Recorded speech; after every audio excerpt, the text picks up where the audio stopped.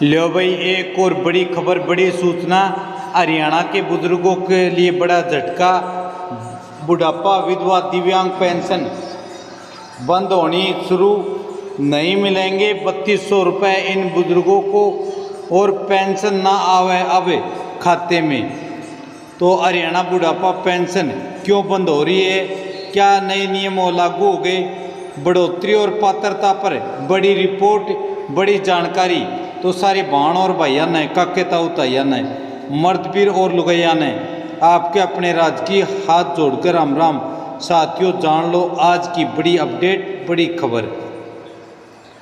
हरियाणा में बुढ़ापा पेंशन को लेकर पिछले कुछ समय से लगातार नई चर्चाएं सामने आ रही हैं। सोशल मीडिया, यूट्यूब और गांव-गांव में लोग ये सवाल पूछ रहे हैं कि आखिर किन कारणों से कुछ लोगों की पेंशन बंद हो रही है। सरकार ने कौन कौन से नए नियम लागू किए हैं, क्या आने वाले समय में पेंशन राशि में फिर बढ़ोतरी हो सकती है क्या। इसी विषय पर आज हम एक बेहद डिटेल से रिपोर्ट लेकर आए हैं, जिसमें हम आपको हरियाणा सरकार की वृद्धावस्था सम्मान भत्ता योजना यानी बुढ़ापा पेंशन से जुड़ी लगभग हर महत्वपूर्ण जानकारी विस्तार से बताएंगे।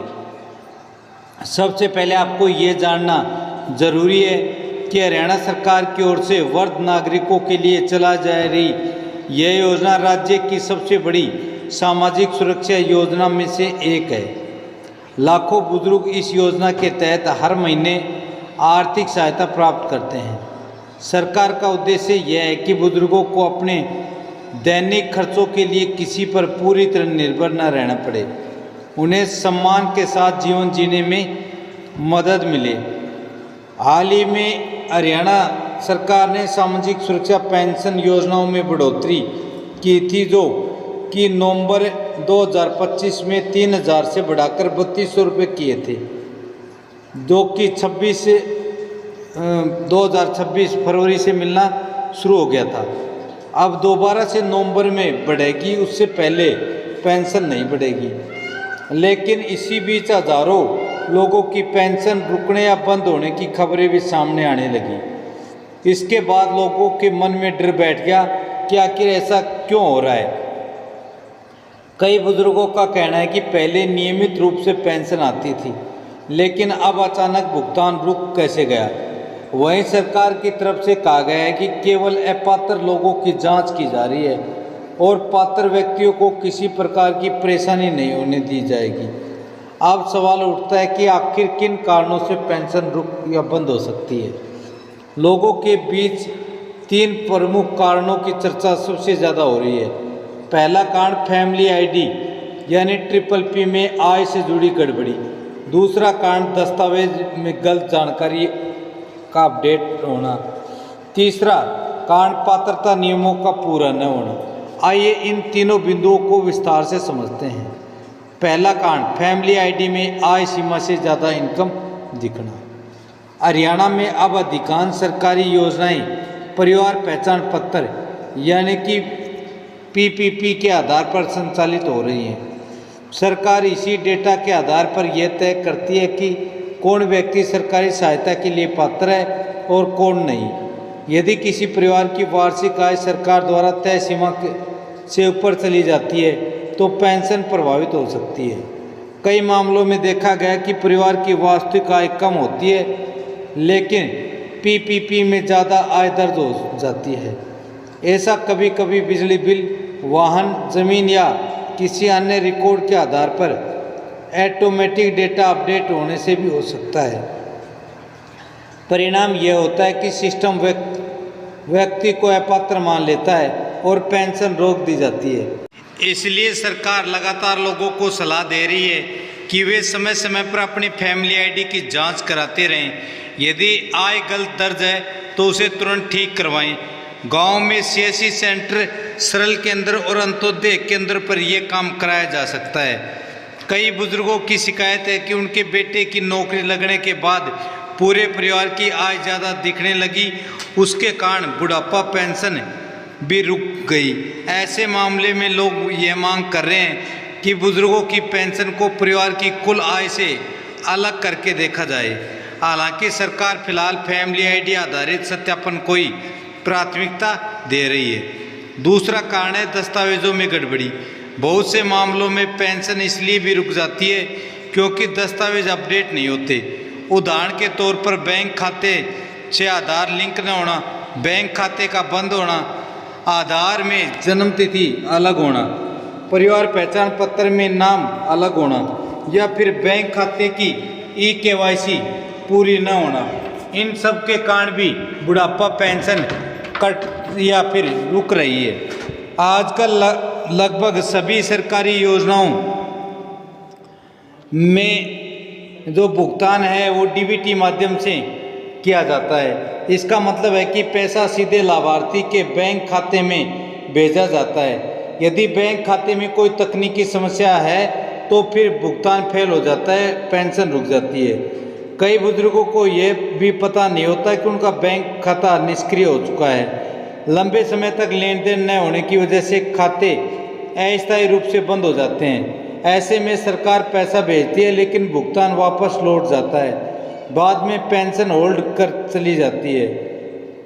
इसी तरह आधार कार्ड और फैमिली आईडी में नाम की स्पेलिंग गलत होने से भी परेशानी हो सकती है। उदाहरण के तौर पर नाम राजकुमार लिखा है लेकिन बैंक खाते में राजकुमार या सफेद देकर राजकुमार या राजकुमारी लिखा है। ऐसी छोटी मोटी गलतियां भी तकनीकी दिक्कत पैदा करती हैं। तीसरा कारण है पात्रता नियमों का पालन न होना। हरियाणा सरकार की वृद्धावस्था समान भत्ता योजना के लिए कुछ पात्रता शर्तें तय की गई हैं। इनमें आयु सीमा, मूल निवास, आय सीमा व अन्य नियम शामिल हैं। यदि जांच के दौरान कोई व्यक्ति इन नियमों के अनुरूप सही नहीं पाया जाता तो उसकी पेंशन रोकी जा सकती है। उदाहरण के तौर पर कोई व्यक्ति हरियाणा का स्थायी निवासी नहीं है लेकिन योजना का लाभ ले रहा है तो उसकी पेंशन बंद की जा सकती है। इसी प्रकार कुछ मामलों में गलत आयु प्रमाण पत्र देकर पेंशन बनवा ली जाती है। जांच के दौरान जब रिकॉर्ड मिलान होता है तो ऐसे मामलों में कार्रवाई होती है और पेंशन कट जाती है। सरकार का कहना है कि केवल वास्तविक जरूरतमंद लोगों तक योजना का लाभ पहुंचाना चाहती है। इसी कारण समय समय पर सत्यापन अभियान चलाए जाते हैं। कई जिलों में अधिकारियों को निर्देश दिए हैं कि मृत व्यक्तियों, डुप्लीकेट रिकॉर्ड और अपात्र लाभार्थियों की पहचान की जाए और उनकी पेंशन रोक दी जाए। अब सामाजिक सुरक्षा पेंशन योजनाओं का महत्व। किसी भी राज्य की सामाजिक सुरक्षा व्यवस्था ये बताती है कि सरकार कमजोर वर्गों के लिए कितनी संवेदनशील है। वृद्धावस्था पेंशन जैसी योजनाएं केवल आर्थिक सहायता नहीं बल्कि सामाजिक सम्मान और सुरक्षा का प्रतीक है। हरियाणा में लंबे समय से सामाजिक सुरक्षा योजनाओं के लिए जाना जाता रहा है। राज्य में वृद्धावस्था सम्मान भत्ता योजना को देश की प्रमुख योजनाओं में गिना जाता है।